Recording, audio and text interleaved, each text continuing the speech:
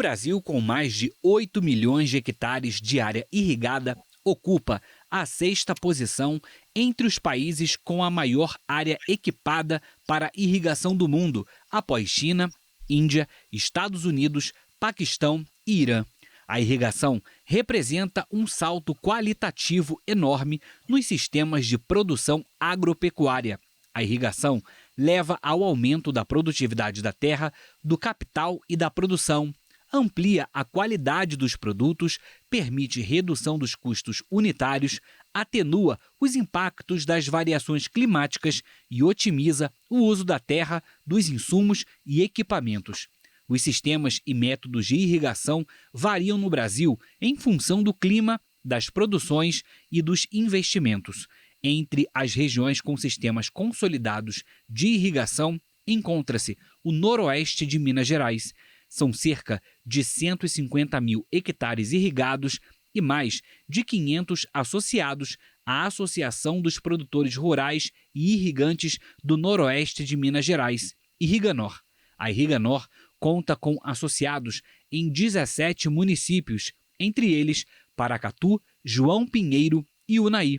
A região lidera diversos aspectos tecnológicos da irrigação em termos de uso racional da água, sustentabilidade, atendimento a exigências legais, instrumentos de gestão e dinamismo do setor produtivo. Sobre essa experiência, o pesquisador Evaristo de Miranda conversa com Rovena Petrol, formada em zootecnia, professora universitária, administradora da Fazenda da Família em Paracatu há mais de 30 anos.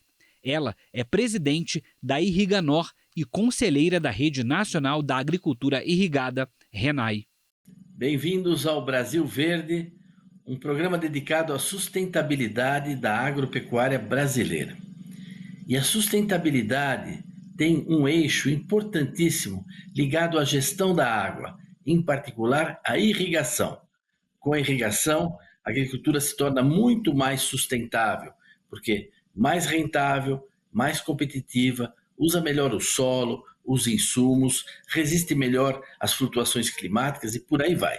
Para falar sobre irrigação, em cima de experiências reais de uma região que é líder em irrigação, nós temos a alegria de receber hoje aqui a Rovena Petrol, que é zootecnista, produtora rural e presidente da Irriganor.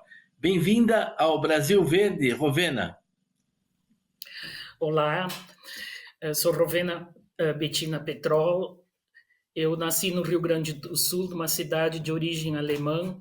A minha família migrou da Alemanha no pós-guerra e estudei um ano nos Estados Unidos, ainda na minha adolescência. Me formei na PUC do Rio Grande do Sul, onde lecionei por 3 anos, e aí depois eu assumi a administração da Fazenda da Família na cidade de Paracatu, Minas Gerais, onde eu moro há 38 anos já. E a irrigação faz parte do sucesso da região como um todo. Paracatu é hoje a cidade que mais irriga por aspersão no Brasil, vindo em segundo lugar a cidade de Unaí, onde é a sede da nossa associação. Olha que coisa interessante. As pessoas às vezes não têm ideia, né, do quanto a irrigação cresceu no Brasil, evoluiu, mas no início havia muita reticência, né? Me parece que a sua família foi pioneira aí na região, foi uma das primeiras a instalar pivô de irrigação, não é isso? Meu pai foi um grande empresário no Rio Grande do Sul. Ele montou 5 empresas lá, e o sonho dele era ter um pedaço de terra. Como as terras no Rio Grande do Sul eram muito caras, ele comprou aqui na época da expansão, né, aqui no Brasil Central. Nós tentamos resgatar essa história de qual teria sido o primeiro pivô aqui da nossa região, e nós não conseguimos levantar, mas sabemos que entre os 3 primeiros estão o Sanders, o seu Quinzinho Santiago e o meu pai. Então, entre um dos 3 primeiros pivôs da região está na nossa fazenda e segue funcionando, com 43 anos de uso. Nós estamos falando de 1980, né, desse início. Isso mesmo. E hoje são quantos pivôs aí na região, mais ou menos? Aqui nós fizemos um levantamento em 2023, início de 2023. O noroeste de Minas Gerais tinha, em janeiro de 2023, 246 mil hectares irrigados. Aí a gente tem, né, por município, Paracatu tem algo em torno de 1.400 pivôs, vindo em segundo lugar com Unai, com 1.200 e poucos pivôs. Agora, esse é um investimento caro, né, para o agricultor. Quem tem interesse aí na região mesmo, onde já tem tradição de se lançar na irrigação, introduzir, quais são os passos que as pessoas seguem e o que a Irriganor faz? Assim, qual é a função dessa instituição que você preside? Se você pudesse contar um pouco para nós aqui. Assim, nós tivemos no Brasil processos de licenciamento, né? Não sei se vocês lembram, aí no início dos anos 2000, todos os postos de gasolina tiveram que se adequar. E, na sequência, vieram as fazendas. Então, a partir de 2005, 2006, 2007, né, houve um aperto por parte dos órgãos ambientais para a regularização. E como a nossa região aqui é uma região que tinha uma baixa escolaridade, se nós olharmos aí na década de 70, Paracatu tinha 39% da população adulta analfabeta. E em Unai, que são as nossas duas cidades de referência, 41%. Então, a gente sabe que havia na década, né, no ano de 2005, 2006, muito poucos profissionais habilitados para fazer licenciamento ambiental e outorga. E com isso os produtores rurais tinham grandes dificuldades do entendimento. Então as leis eram impostas, né, pelo Estado e não havia pessoas capazes de interpretar e fazer a coisa acontecer. Então, com esse intuito de ajudar os produtores rurais junto à legalidade, é que a Irriganor foi criada e ela se fortaleceu. E desde então a gente vem caminhando com os órgãos, na IEF, IGAM, Secretaria de Meio Ambiente, para construir políticas que sejam viáveis de serem implantadas.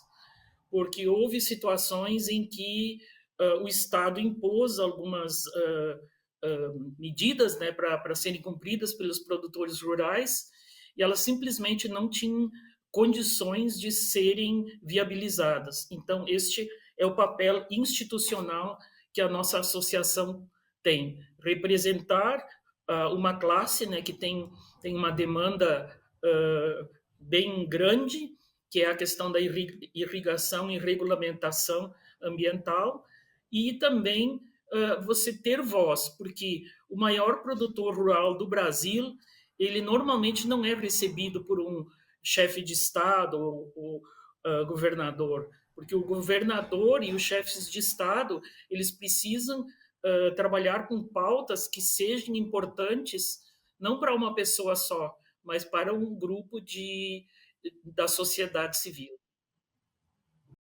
Claro. Agora, hoje, você acha que está menos burocratizado ou menos insegurança nesse processo de outorga de água, de licenciamento da irrigação?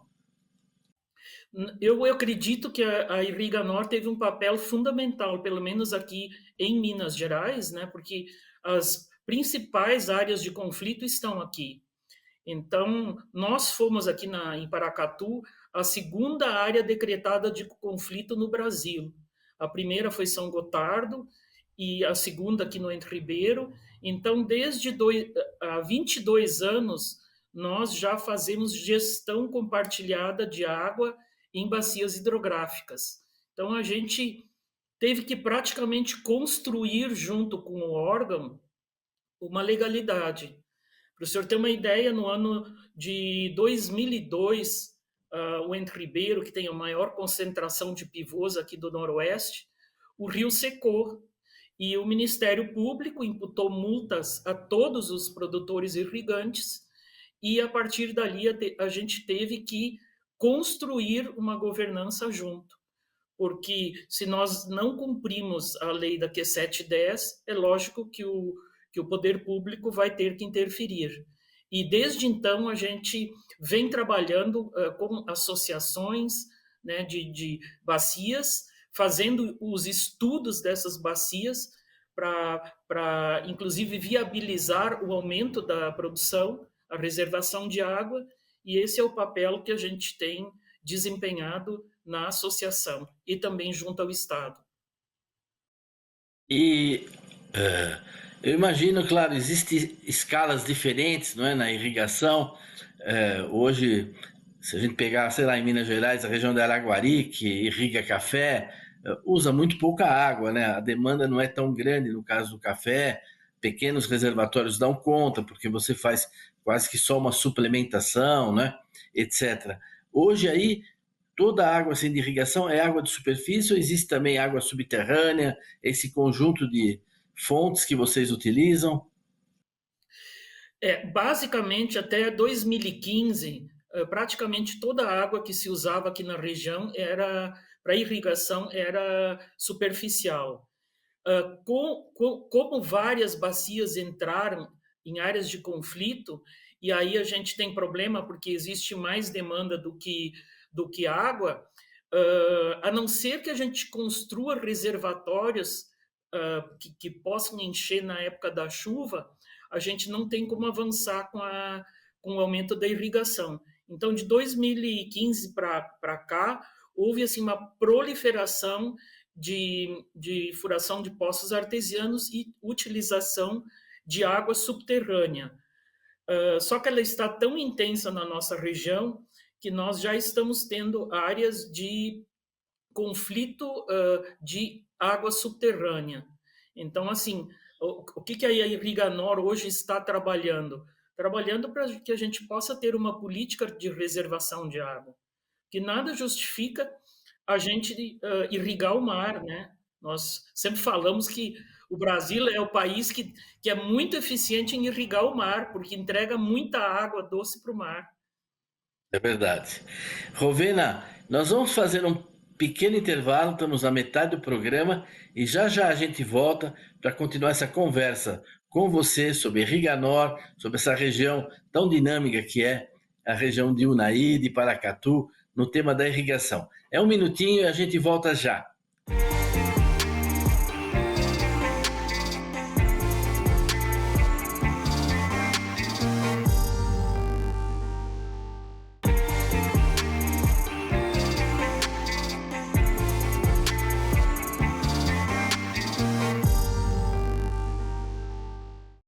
Olá, estamos de volta aqui no Brasil Verde, conversando com a Rovena Petrol, que é presidente da Irriganor, tratando da experiência da irrigação lá no oeste de Minas Gerais.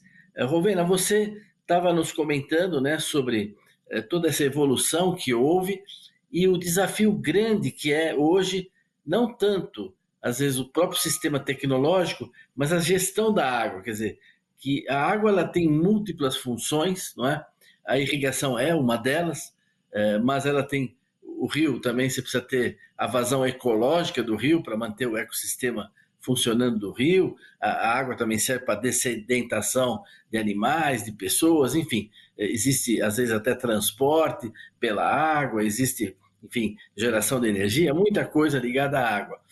Então, além dessa coordenação com os produtores e a busca de uma gestão mais eficiente, vocês têm participado dos comitês de bacias? Porque hoje os comitês de bacias têm um pouco essa responsabilidade dessa gestão da água. Como que é a participação de vocês nesse tema aí?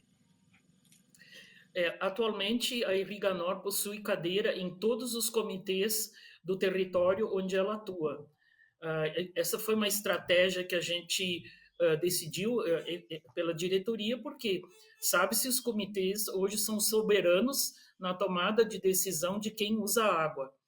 E nós percebemos que dentro dos comitês haviam participações de ONGs e digamos assim, muitas vezes da própria sociedade civil, que às vezes não tinha o conhecimento territorial e dava opiniões sem conhecer o território. Então, hoje nós atuamos no comitê da Bacia de São Francisco, do Paracatu, Urucuia, Paranaíba e mais um outro rio que agora me fugiu o nome, desculpa. Não, imagina. E São nós temos Marcos. também no São Marcos. A participação dos comitês é importante, os comitês trouxeram mesmo um certo equilíbrio, não é? Nessa questão da gestão da água em várias regiões do Brasil, né? Nós temos exemplos disso, né? No oeste da Bahia, no estado de São Paulo, enfim, em diversas regiões, em Goiás, tudo. E no termos assim da irrigação, da evolução da própria irrigação, nós temos uma rede nacional, né, da qual vocês participam, não é isso? Temos sim. Já que o senhor falou em questão de bacias, antes de falar da RENAI, eu queria falar de um exemplo de sucesso que nós tivemos. Né? Em 2016, 2017, nós tivemos uma crise hídrica sem precedentes aqui no Noroeste. A cidade de Brasilândia e Bonfinópolis e Paracatu chegaram algumas vilas a ficar 20 dias sem uma única gota de água potável. Nesse momento, a população da cidade considerou que os produtores rurais estavam roubando a água das cidades. E, neste momento, os produtores estavam com todos os sistemas de irrigação desligados e o problema era grande. Então, a Irriganor, frente a isso, ela contratou equipes técnicas para fazer o estudo dentro da metodologia que Minas Gerais usa, que é o zoneamento ambiental e produtivo. Então, esses estudos foram feitos nas principais bacias problema e depois eles foram validados pelo Estado e, a partir de então, a gente até consegue verbas públicas para ações de recuperação de bacia. Então, graças a esse trabalho da Irriganor, nós já fizemos estudo e recuperação em 4 bacias hidrográficas importantes. Esse case de sucesso foi levado para Estocolmo pela nossa secretária de Agricultura de Minas Gerais como um modelo de governança. Então, isto falando a nível de território de Minas Gerais. Aí o senhor perguntou sobre a participação na rede... Só um minuto, então, antes de entrar na rede, já que você abordou essa dimensão, quer dizer, agora é fundamental ampliar a reservação de água, né? Ampliar a reservação de água. Nossa, isso é fundamental, né? Não pode ficar só dependente daquela vazão momentânea ali naquele instante, porque tem momentos que ela diminui, é natural que assim seja, né? E justamente o período seco, em geral, é o melhor período para irrigar, né? Período conveniente para a cultura, né? Então a agricultura precisa de reservatórios de água. Isso tem aumentado aí a reservação de água ou é difícil de construir reservatórios? Minas Gerais, né, pelos 2 desastres de barragens que aconteceram aqui, a população ainda tem um tabu sobre barramentos, porque as 2 tragédias que aconteceram, elas foram catastróficas. Então, o que ficou pacificado hoje em Minas Gerais? Que os reservatórios propostos pelo zoneamento ambiental e produtivo, que é o ZAP, e aprovados pelo Estado de Minas Gerais, eles daqui para frente, inclusive, vão ter verbas públicas para serem construídos. Então, a nossa associação ela está empenhada em mapear as principais bacias, né? E esse não é um trabalho muito barato, é um trabalho caro, mas a gente tem conseguido parcerias para este fim. Certo. Mas eu imagino que ainda a demanda seja muito grande, né? O desafio é precisar armazenar muito mais água do que nós temos hoje, né? Nós armazenamos pouca água, né? Exatamente. Existe, assim, em Minas Gerais também, em outros lugares eu não tenho tanto conhecimento, mas a nossa região, ela tem áreas onde tem veredas, e a vereda ela tem o buriti, e o buriti foi uma árvore que é protegida, uma palmeira protegida. Então, muitas vezes, os locais próprios para a construção de barramentos, eles ocorrem em áreas próximas às veredas. E, inclusive, pela própria, às vezes, pessoas do Estado, existe uma confusão do que é vereda e o que é mata de galeria. Então, a nossa legislação não permite a construção em veredas, que realmente são locais que não têm encaixe para a construção de reservatórios, porém, em locais de mata de galeria, onde existe esse encaixe natural, é possível a construção. Mas o que ocorre na prática é que, às vezes, a pessoa do órgão vai lá, vê que tem um buriti e atribui aquela vegetação à vereda. Então, isso é uma coisa que a gente também está trabalhando em seminários, para difundir esse conhecimento. É importante ir avançando, né? E é impressionante, ao contrário do que as pessoas imaginam, né? Quem educa são os produtores, né? São os produtores que educam os vereadores, que educam os professores das escolas, que educam os administradores, os governantes, os legisladores, não é? E são pessoas que às vezes se acham assim grandes sumidades, né? Mas que desconhecem a realidade do campo e como é que o campo funciona. Talvez você pudesse nos dizer uma palavrinha sobre a RENAI, nós estamos caminhando já para o final do programa. Nós verificamos, né, com diálogos com outras associações nacionais, que nós tínhamos alguns problemas que eram comuns a todos. Então, no ano de 2021, nós fundamos a Rede Nacional de Irrigação, liderados pelo Dr. Linneu, da Embrapa, né, ele que é um grande lutador pelo o aumento da área irrigada no Brasil e a sustentabilidade. Então, ele, com a sua liderança, convocou todas as associações de peso nacionais e fundamos, então, a RENAI. E hoje a gente também, com essa atuação, está dentro da frente parlamentar do agronegócio, onde a gente tem o apoio para a redação de mudanças de leis, que todos sabem, né? Nenhum deputado consegue entender de tudo, de todos os assuntos. Então, quando a gente tem alguma coisa que deveria ser mudada na legislação, a gente tem que entregar um projeto de lei pronto e bem escrito para que ele, então, possa pautar no parlamento. Então, esse é o trabalho que a RENAI faz a nível nacional. Ou seja, os produtores também educam os deputados e os legisladores, né? Contribuem para ampliar esse conhecimento, esse entendimento mútuo, né?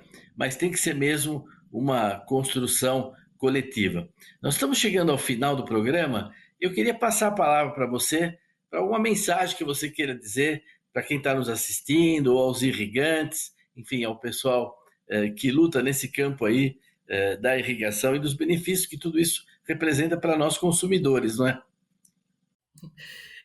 Os produtores, nós fizemos uma enquete há um tempo atrás, né, o que os produtores rurais eles queriam da associação. Então, eu acho que o trabalho de defesa nós já estamos fazendo. E o outro trabalho que nós precisamos fazer é o seguinte: para que a sociedade veja o produtor com bons olhos, os produtores rurais precisam fazer diferente. E neste campo, a Irriganor também, no ano de 2021, ela fundou o Instituto, que é o braço social da nossa associação. Então, a associação defende os interesses dos irrigantes e o Instituto ele defende o interesse de toda a sociedade civil e tem o objetivo de diminuir pobreza, diminuir a falta de educação, a lacuna da educação que nós temos hoje no Brasil. Então, nós estamos com esse braço social liderados também por produtores rurais. Então, eu acho que é isso. Eu acho que o produtor rural ele precisa entender que ele não deve só produzir, ele precisa diminuir, ajudar a diminuição da desigualdade nos locais onde ele atua. Olha, Rovena, eu queria te agradecer sua participação no nosso programa, foi muito boa. Teremos ocasião de voltar, talvez no futuro, para tratar. Ainda tem tanto assunto aí, né, para ser desenvolvido. E agradecer a todos também que estiveram aqui conosco, viu? Muito obrigado pela sua participação aí, Rovena. Eu que agradeço, foi uma satisfação ter feito esse programa junto com o senhor. Muito obrigada pela oportunidade. Nós agradecemos a audiência de todos e queremos convidá-los a estarem conosco a semana que vem, de novo aqui, para mais um Brasil Verde. Até lá!